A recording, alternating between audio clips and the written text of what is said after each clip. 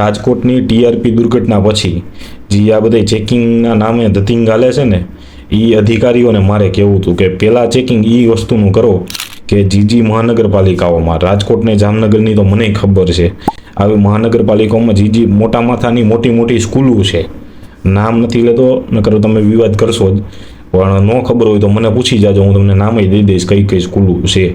ઘણી બધી સ્કૂલો છે, આમ તો બધીની તો મને નથી ખબર, પણ ઘણી બધી સ્કૂલોમાં ઉપર એક માળ પર્ટિક્યુલર લાકડાનો બનાવેલો છે, પતરા નાખીને લાકડાનો માળ, લાકડાની દિવાલો, ઉપર પીઓપી કે થર્મોકોલનું લેયર, એટલે જેથી ક્લાસરૂમ ઠંડા રહીએ, આવા ક્લાસરૂમ બનાવેલા છે.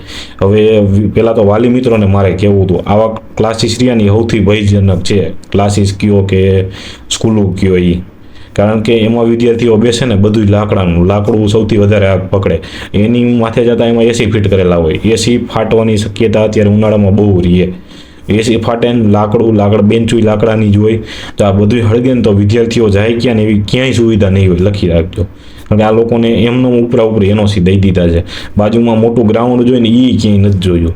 એટલે આ તમામ જે અધિકારીઓ ચેકિંગ કરે છે ખૂબ વંદનીય છે, તમે ચેકિંગ કરો છો અને ચેકિંગ કરવું જ જોઈએ, પણ એમાં માત્ર ને માત્ર નાના નાના ધંધાદારીઓને હેરાન કરવા કરતાં, કારણ કે ત્યાંથી હપ્તો મળે ને નાના નાના ધંધાદારીઓથી, મોટા માથા તો હું સીધો ફોન કરી દઈએ એટલે ત્યાં કાંઈ મળે નહીં.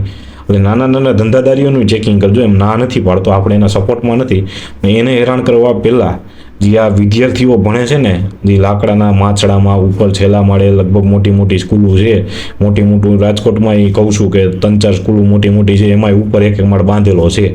ન હોય તો જરાક જોતા આવજો, નકર હું ફોટા મોકલી દઈશ પાડીને કે આ માળ બાંધેલો છે.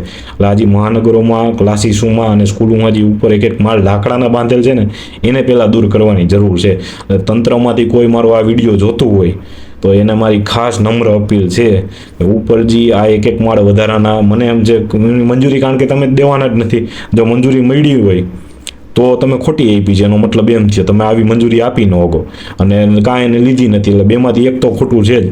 એટલે આ વસ્તુ પહેલાં તાત્કાલિક દૂર કરાવો. બીજા નંબરે આ વિદ્યાર્થીઓને લઈ જતા સ્કૂલ વેનો, સીએનજી વેનોમાં જે ભરો છો ને બકરાની જેમ, એ બધું બંધ કરાવો. પછી તમે તમારે રેસ્ટોરન્ટનું ને બધી દુકાનો બધામાં ચેકિંગ કરો, ના નથી બધે કરવાનું જ છે આપણે, પણ સૌથી પહેલાં આમાં ઝાઝા વિદ્યાર્થીઓ ભણે છે ને રોજ ભણે છે. રેસ્ટોરન્ટમાં તો કેવું હોય, રોજ માણસો ફરતા હોય અને લિમિટેડ સાંજે 8 થી 9 2-3 કલાકમાં હોય, પણ આમાં તો રોજ 7-8 કલાક વિદ્યાર્થીઓ ભણે છે અને આખો દી ફૂલ હોય છે.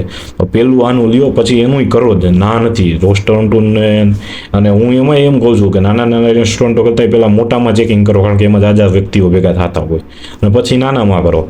એટલે બધે આ રીતે કરો ને ખાસ પહેલાં જ્યાં વિદ્યાર્થીઓ નાના ભૂલકાઓ ભણવા જાય છે ત્યાં તક્ષશિલા કાંડ જેવો ન થાય, જ્યાં ઉપર એક માળ વધારાનો બનાવેલો છે ને એને પહેલાં હટાવો તો તમે સાચા. બાકી તપાસના નામે નાટકો એસઆઈટીઓ બનાવીને તો બધાય કરે જ છે. આ વખતે જરાક અપીલ છે કે જરાક સુધરો તો સારું છે, બાકી તો ભગવાન બચાવે. જય હિન્દ, જય ભારત.